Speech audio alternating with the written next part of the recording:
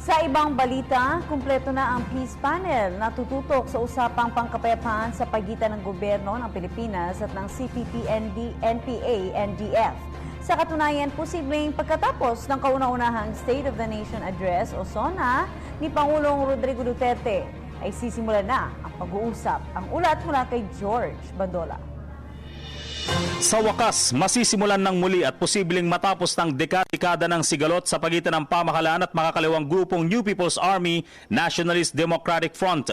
Matapos na makumpleto na ang peace panel na tututok dito. Inaasahang pagkatapos ng unang State of the Nation Address ng Pangulong Rodrigo Duterte, agad sisimula ng usapan.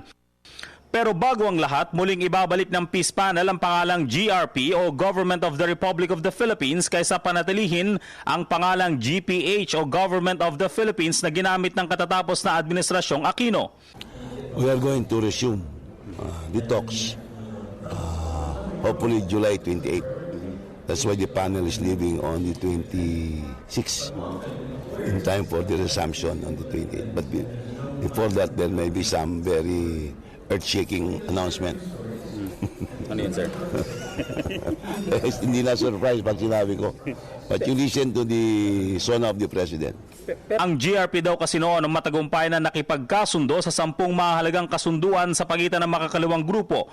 Kabilang na dito ang kasunduan sa paggalang sa karapatang pantao at safety and immunity guarantee. Yung agreement on the 3 remaining substantive issues of social economic reforms, political and constitutional reform, and then end of hostilities and disposition of forces. Mahirap. If we follow the timeline of the President, which is 3 to 6 months, baka kaya rin, pero medyo mahirap. Ang aming timeline is 9 to 12 months. Magiging membro na ng bagong GRP ang mga abogadong sina Angela Librado na tatayo para sa mga kababaihan at Noel Felonco para sa indigenous people.